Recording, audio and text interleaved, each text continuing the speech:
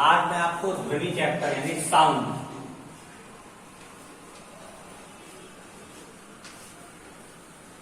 पढ़ाने जा रहा हूं। तो साउंड पढ़ाने के लिए सबसे पहले हमें पता होना चाहिए ध्वनि है क्या। तो देखिए, सबसे पहली चीज ध्वनि।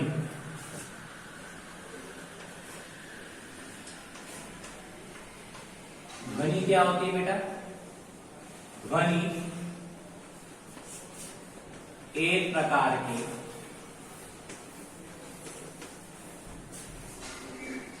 ऊर्जा है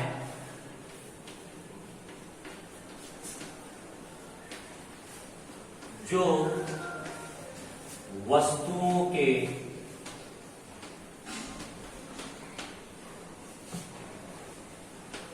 कंपन द्वारा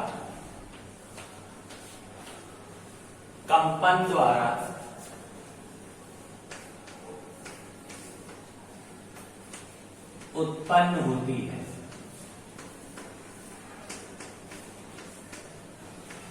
तथा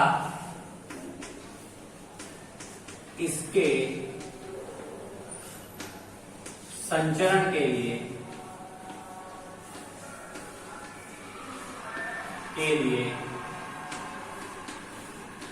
माध्यम की आवश्यकता होती है।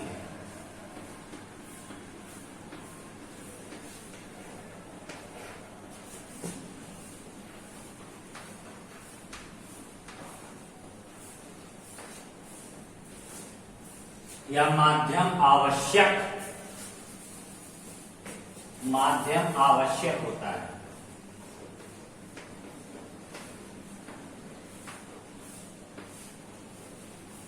माध्यम आवश्यक होता है।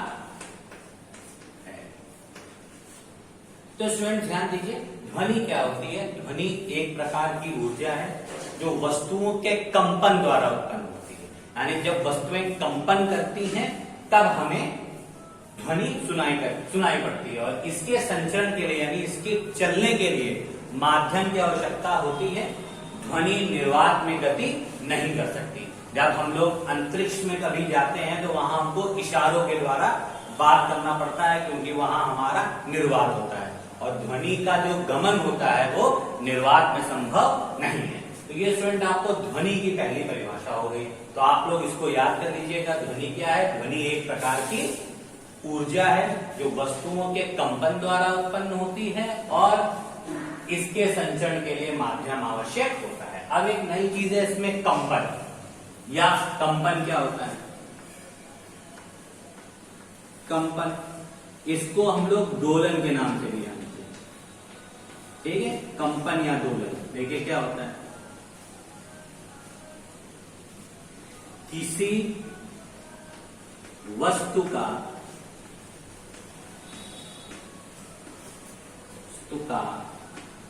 अपनी साम्य स्थिति के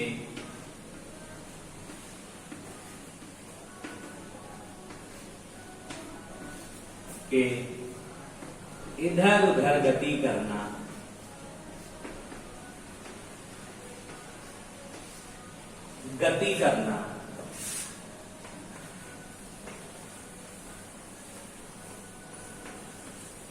कंपन या दोलन कहलाता है।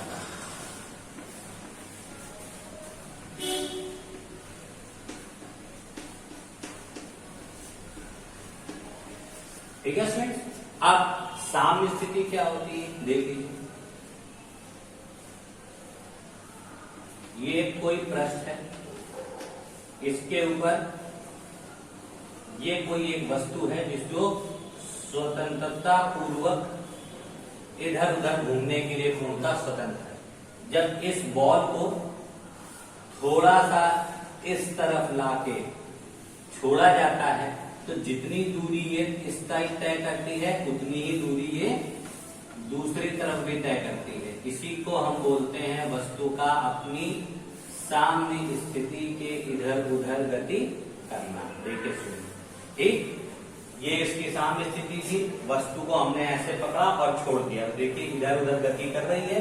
तो इस प्रकार की गति को हम कौन सी गति बोलते हैं? दोलन गति। ये इसकी ए स्थिति है, ये बी है और ये सी है। ठीक, अब क्या होता है कि इस पे जो ये डिस्टेंस होती है इसको हम लोग बोलते हैं इसका आयाम। क्या बोलते हैं बेटा? आयाम। अब आयाम क्या होता है ये जान लीजिए। आयाम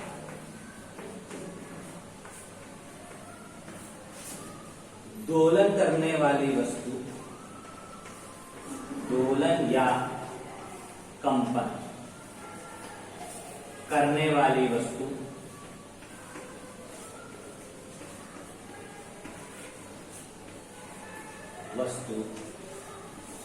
अपनी साम्य स्थिति के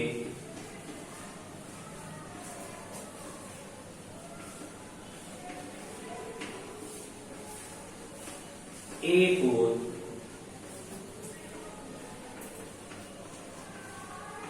अधिक से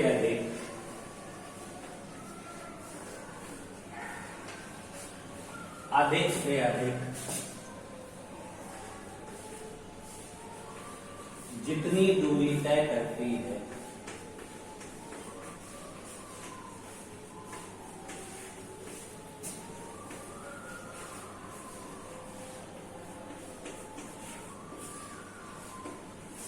उस दूरी को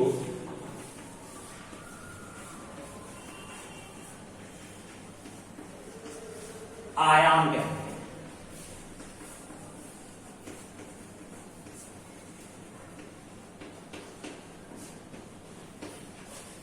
ठीक है स्टूडेंट्स, तो हमने अभी क्या बताया कि जब दोलन करने वाली वस्तु है कोई, ठीक है, ये इसकी साम्य स्थिति हो गई, इसके एक ओर यानी इस ओर मान लेते हैं, जितनी ये दूरी तय करेगी इसको हम लोग क्या बोलते हैं बेटा? आयाम यानी स्मॉल ए। ठीक है, ये स्थिति उसकी कौन सी स्थिति होती है? साम्य स्थिति। ठीक है फ्रेंड, तो ये अभी आपकी 3 परिभाषाएं हैं। इन 3 परिभाषाओं को नोट करिए। अगली परिभाषा मैं आपको बताने जा रहा हूं, तब तक आप इसको अच्छी तरीके से नोट कर लीजिए।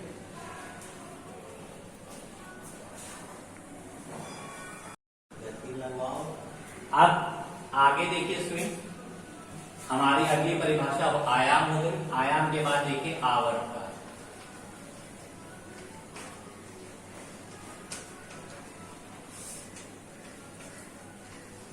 देखिए आवर्त क्या क्या होता है? कंपन या दोलन करने वाली वस्तु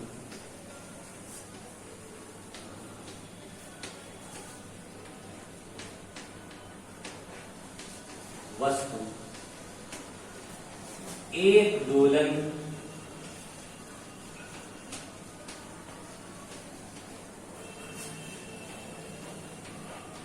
पूर्ण करने में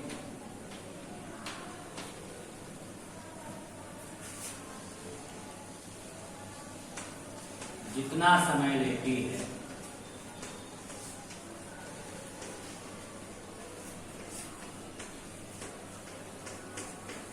है उस समय को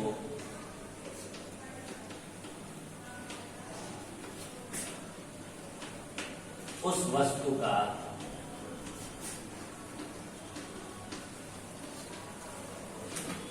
दोलन काल कहते हैं।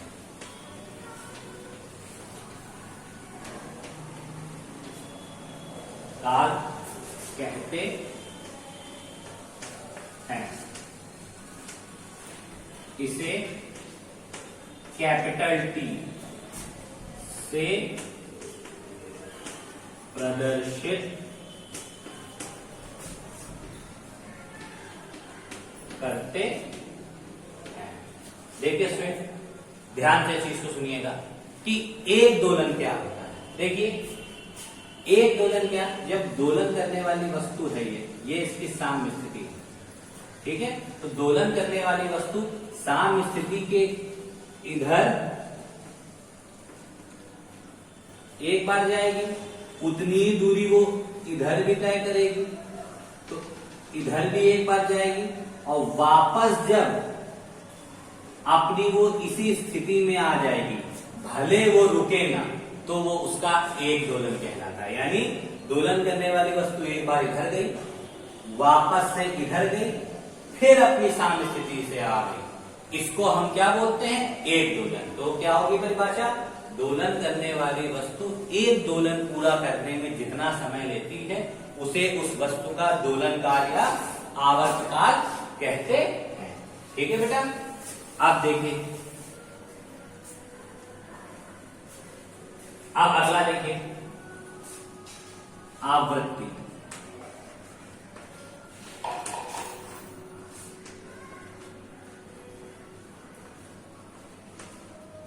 आवृत्ति क्या होती है? किसी दोलन या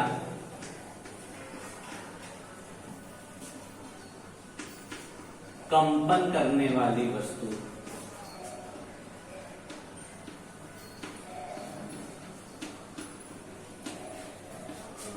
द्वारा 1 सेकेंड में किए गए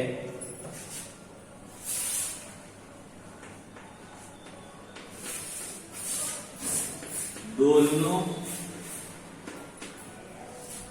या कंपनों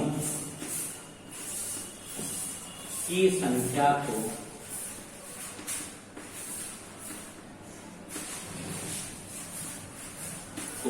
आवृत्ति कहते हैं।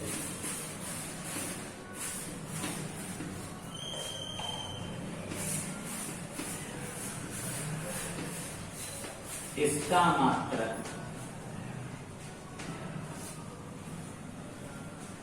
मात्रक हर्ट्ज होता है। ठीक है स्टूडेंट्स, क्या हुई परिभाषा? दोलन या कंपन करने वाली वस्तु द्वारा 1 सेकंड में किए गए कंपनों की संख्या को उसकी आवृत्ति कहते हैं। यानी कोई भी वस्तु है, अगर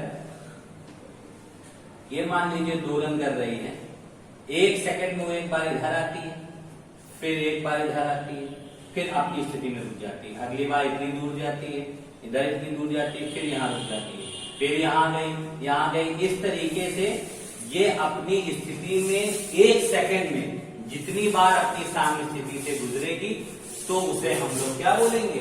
उस वस्तु की आवृत्ति। यानी दोलन करने वाली वस्तु 1 सेकंड में किए गए दोलनों की संख्या को उसकी आवृत्ति कहते हैं। इसका मात्रक हर्ट्ज होता है। इसे हम लोग कहीं कहीं पे कैपिटल एंड स्मॉल, कहीं कहीं पे स्मॉल एंड कहीं पे सी से रिप्रेजेंट करते हैं। तो हम इसे हम स्मॉल एन लिख रहे हैं, एन से प्रदर्शित करते हैं, इसे एन से प्रदर्शित करते हैं।